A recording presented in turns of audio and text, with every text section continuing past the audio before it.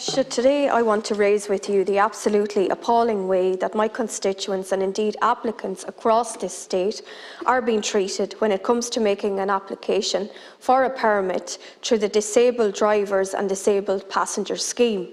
As you will be aware, the scheme provides relief from vehicle registration tax and VAT on an adapted car, as well as an exemption from motor tax and an annual fuel grant that is open to severely and permanently disabled persons as a driver or as a passenger, and also to certain charitable organisations. However, in order to qualify for the relief, the applicant must hold a primary medical certificate issued by the Board of the Disabled Driver Medical Board of Appeal.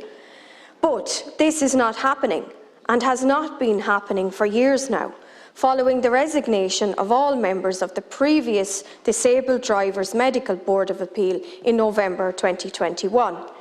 In fact, I know from my own engagement with the National Rehabilitation Hospital that there are now 1,000 applications still waiting to be processed by one person.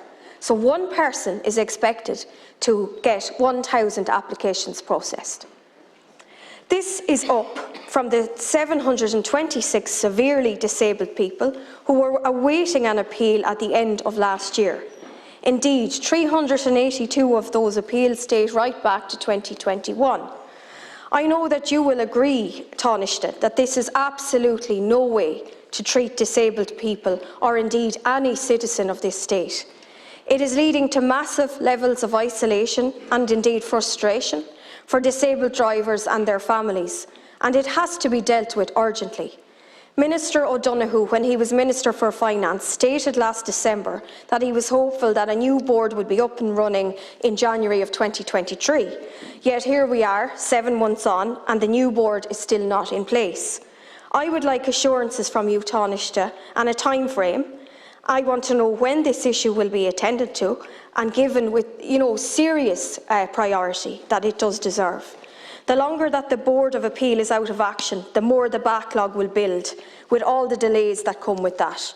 Will you ask the Minister for Finance and the Minister for Health, who's beside you, to work together to resolve this mess and this chaos in order to give disabled drivers back their freedom and indeed their independence, which is a basic right? Thank you. First of all, I thank the Deputy for raising this issue.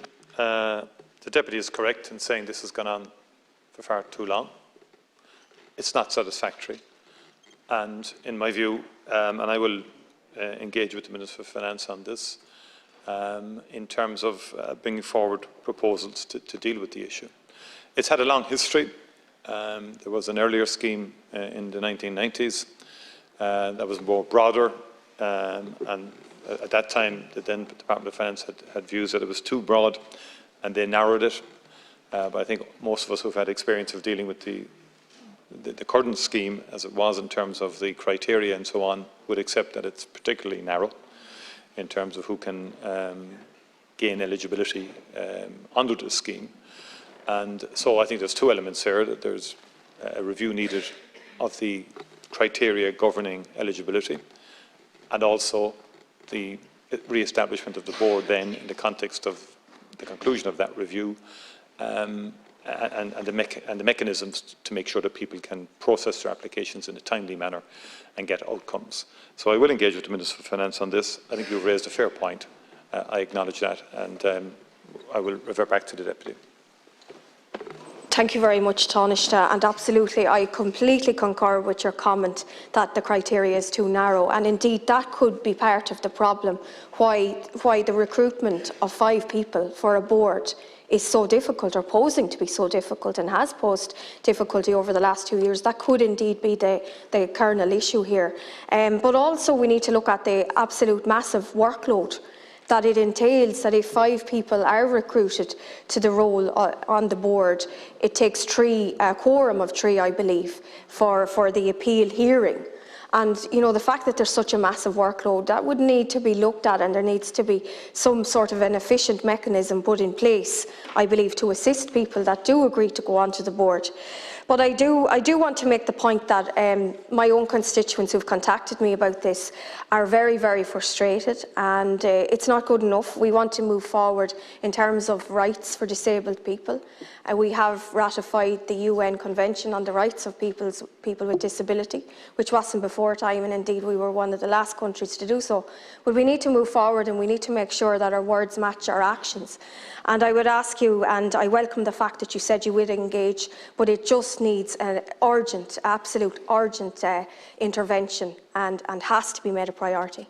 Thank you. Thank you. Yeah, first of all, the Minister for Health also will be and is engaging with the National Rehabilitation Hospital in terms of making sure that, in the context of the operation of the scheme, that there would be the necessary and sufficient number of medical resources and staff.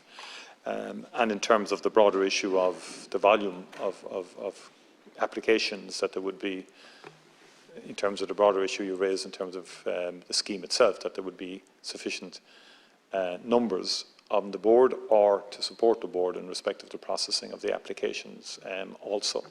And I do understand the urgency of this and the importance of this for many, many people who in the past benefited from the scheme and those who fall to benefit from it now and in the immediate future.